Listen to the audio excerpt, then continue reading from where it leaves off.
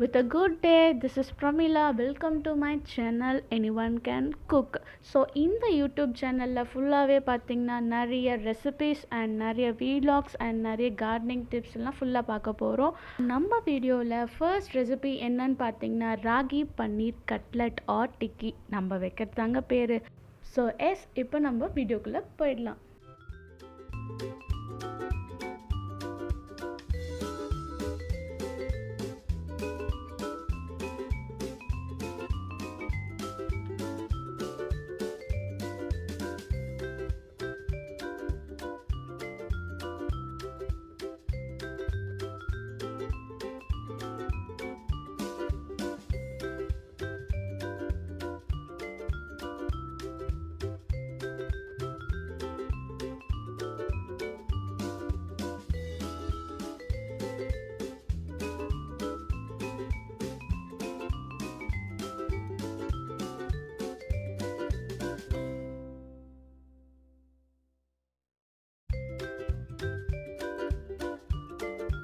So இந்த ரெசிபிஸ்க்கு பார்த்திங்கன்னா நம்ம வீட்டில் அவைலபிள் இருக்க சின்ன சின்ன ஐட்டம்ஸ் வச்சே மேக் பண்ணலாம். இப்போ நம்ம ரெசிபியோட ஹீரோ ராகி மாவை ஆட் பண்ணிக்கலாம். ஸோ இந்த ராகியில் பார்த்திங்கன்னா நிறைய ப்ரோட்டீன்ஸ்லாம் இருக்குது. ஸோ கண்டிப்பாக இந்த ரெசிபி நீங்கள் செய்யணும். ஸோ நெக்ஸ்ட் நம்மளுடைய கடலை மாவு சேர்த்துக்கலாம். அதுக்கப்புறம் கொஞ்சம் கோஸ் உங்களுக்கு எவ்வளோ தேவையோ அவ்வளோ மட்டும் போட்டுக்கோங்க.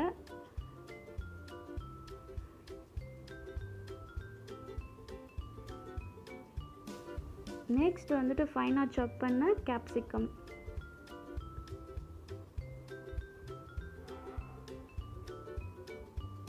அப்புறம் நம்ம கிரேட்டட் பண்ணி நல்லா அந்த நம்ம கேரட் துருவோம்லேயே அதில் வச்சு நல்லா ஃபைனாக துருவி எடுத்துக்கோங்க. நெக்ஸ்ட் நம்மளோட கரம் மசாலா நல்ல ஒரு ஃப்ளேவர் கொடுக்கும். ஸோ ஆட் பண்ணிக்கோங்க. நல்லா பொடியாக நறுக்கின ஆனியன் ஆட் பண்ணிக்கோங்க. அதுக்கப்புறம் சில்லி பவுடர் ஒரு ஸ்பூன். உங்கள் காரத்துக்கு ஏற்ற மாதிரி நீங்கள் ஆட் பண்ணிக்கலாம். ஏன்னா நம்ம காரத்துக்கு வேறு எதுவும் ஆட் பண்ணல. Next chaat masala. Next 1 spoon of lemon juice. அப்புறம் கொஞ்சம் கொரியாண்டர், அதாவது கொத்தமல்லி தழை.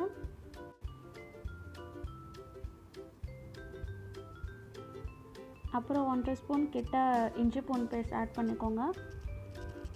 இந்த ரெசிப்பியில் ஃபுல்லாகவே பார்த்திங்கன்னா எல்லாமே ஹெல்த்தி திங்ஸாக தான் ஆட் பண்ணியிருக்கோம். ஸோ அது நீங்கள் ஈவினிங் ஸ்நாக்ஸாக யூஸ் பண்ணிக்கலாம், மார்னிங் பிரேக்ஃபாஸ்ட்டாக யூஸ் பண்ணிக்கலாம், இல்லாட்டி டின்னராக யூஸ் பண்ணிக்கலாம். ஸோ இது ஒரு வெயிட் லாஸ் பார்த்திங்கன்னா ரொம்பவே யூஸ்ஃபுல்லான ஒரு டிஷ்ஷுன்னு சொல்லலாம். நெக்ஸ்ட்டு பார்த்திங்கன்னா இந்த டிஷ்ஷுக்கு டேஸ்ட் கொடுக்குற வகையில் நம்மளோட சால்ட்டை ஆட் பண்ணிக்கலாம். ஸோ தேவையான அளவுக்கு நீங்கள் எவ்வளோனா போட்டுக்கோங்க.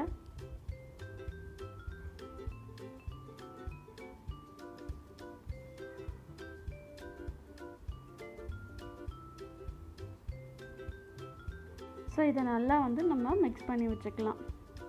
நம்ம டெய்லி ராகி ரிலேட்டட் ஃபுட்ஸ் எடுத்துக்கிறதுனால நமக்கே தெரியாமல் நிறைய நல்ல விஷயம்லாம் இருக்குது. வாங்க ஒன்று ஒன்றா அப்படியே பார்த்துட்டே போகலாம். ஃபர்ஸ்ட் எடுத்துக்கிட்டிங்கன்னா ஹை ப்ரோட்டீன், அது ஆல்ரெடி நான் உங்ககிட்ட சொல்லியிருக்கேன். நெக்ஸ்ட்டு வெயிட் லாஸ்க்கு ரொம்ப யூஸ்ஃபுல்லாக இருக்கும். நெக்ஸ்ட்டு பார்த்தோம்னா ஸ்கின் ஏஜிங்கெல்லாம் நமக்கு ப்ரிவென்ட் பண்ணும். ஏன் எப்படி ப்ரிவென்ட் பண்ணணும்னு பார்த்தீங்கன்னா ராகியில் நிறைய விட்டமின் இ இருக்குது. ஸோ கண்டிப்பாக நம்மளுக்கு அந்த சுருக்கம்லாம் அவ்வளோ சீக்கிரம் வராமல் பார்த்துக்கும். நெக்ஸ்ட்டு பார்த்தோம்னா நம்மளோட ஏர் க்ரோத். எப்படி ராகி சாப்பிட்டா நம்மளுக்கு ஏர் க்ரோத் இருக்குமா? எஸ் இருக்குது. ஏன்னா இந்த கெராட்டின்ன்ற சப்ஸ்டன்ஸ் இந்த ராகியில் ஃபவுண்டாக இருக்கிறதுனால நம்மளுக்கு ஈஸியாக அந்த ஏர் லாஸஸ்லாம் ப்ரிவென்ட் பண்ணுது அப்படின்னு சொல்கிறாங்க. நெக்ஸ்ட்டு பார்த்திங்கன்னா கால்சியம் இதில் அதிகமாக இருக்குது. லோட்ஸ் ஆஃப் கால்சியம் இருக்குதுன்னு சொல்கிறாங்க. ஸோ அதனால் யாருக்கெல்லாம் கால்சியம் டெஃபிஷியன்சிலாம் இருக்கும், ஸோ அவங்க எல்லாம் தாராளமாக இந்த ராகியை நம்ம எடுத்துக்கலாம்.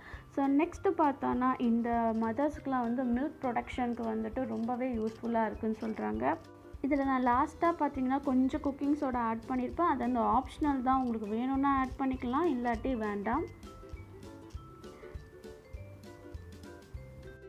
ராகி சாப்பிட்றதுனால நம்மளுக்கு பார்த்தீங்கன்னா டயபெட்டிஸ் கண்ட்ரோல்டாக இருக்கும். ஸோ அதனால தான் பார்த்திங்கன்னா அந்த காலத்தில் இந்த சுகருன்ற பேச்சுக்கே இடம் இல்லாமல் இருந்துச்சு. ஆனால் இப்போ பார்த்திங்கன்னா வீட்டில் அட்லீஸ்ட் ஒருத்தருக்காச்சும் நம்மளுக்கு சுகர் இருக்குது. இந்த ராகி எடுத்துக்கிறதுனால நம்மளுக்கு டைஜஷன் ப்ராப்ளமே இருக்காது. ஏன்னா இது ஒரு குட் டைஜஸ்டிவ் ஃபுட் ப்ராடக்ட். இந்த ராகி சாப்பிட்றதுனால பார்த்திங்கன்னா நம்ம பாடியை ரொம்பவே ரிலாக்ஸ்டாக வச்சுக்கும். ஸோ அதனால தான் பார்த்திங்கன்னா இந்த சம்மர் டைமில் நம்ம ராகி கூழ் அப்படிலாம் சொல்லி எடுத்துக்கிறாங்க. கண்டிப்பாக இந்த ராகி கூழ் குடித்த எல்லாருமே அதை ஃபீல் பண்ணியிருப்பீங்க.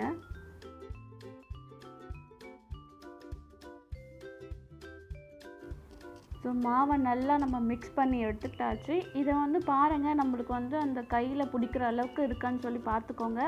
ஸோ இப்போ நம்ம கட்லெட்டுக்கு ஏற்ற மாதிரி எந்த ஷேப்பில் வேணாலும் உங்களுக்கு பிடிச்ச ஷேப்பில் நீங்கள் பண்ணுங்கள். நான் ஈஸியாக இருக்கிறதுக்காக ரவுண்ட் ஷேப்பை ப்ரிஃபர் பண்ணுறேன்.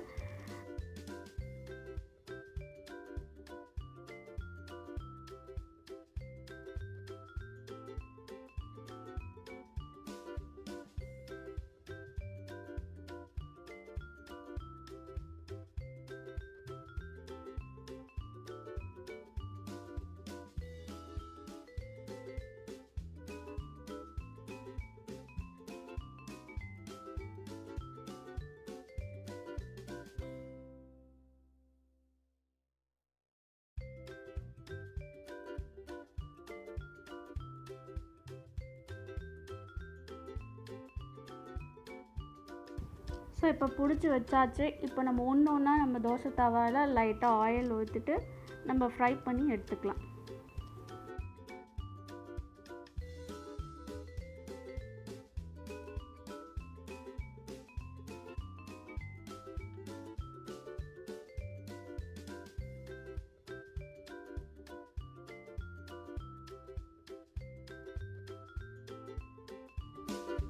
சிம்லே 2 மினிட்ஸ் வச்சுடுங்க. 2 மினிட்ஸ் கழிச்சு நீங்கள் திருப்பி விடுங்க. கொஞ்சம் வீடியோ அப்படி இப்படி தான் இருக்கும். எனது ஃபர்ஸ்ட் வீடியோன்றதுனால கொஞ்சம் அப்படி தான் எடுத்துப்பேன்.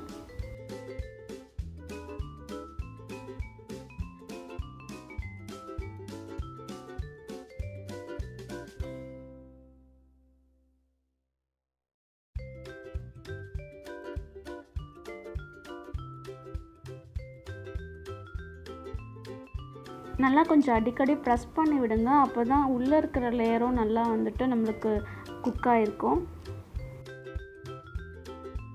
இப்போ பார்த்திங்கன்னா நல்லா கலர் சேஞ்ச் ஆகிருக்கிறது தெரியுது. லைட்டாக நம்ம திருப்பி விட்டுட்டு எடுத்துடலாம்.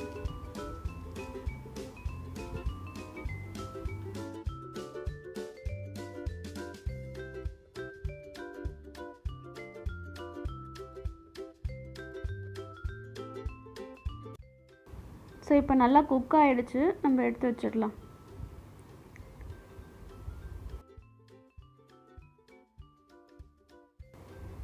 ஸோ சுட சுட ராகி பன்னீர் கட்லெட் ரெடி. ஸோ இது மேலே பார்த்திங்கன்னா நல்லா கிறிஸ்பியாக இருக்கும், உள்ளே பார்த்திங்கன்னா நல்லா சாஃப்டாக இருக்கும். ஸோ நீங்கள் இதை சூடாக சர்வ் பண்ணி சாப்பிட்டிங்கன்னா இன்னும் சூப்பராக இருக்கும். கண்டிப்பாக இந்த டிஷ்ஷை வீட்டில் ட்ரை பண்ணி பாருங்கள். அப்படியே கொஞ்சம் சப்ஸ்கிரைப், லைக் அண்ட் ஷேர் பண்ணிவிடுங்க. தேங்க்யூ.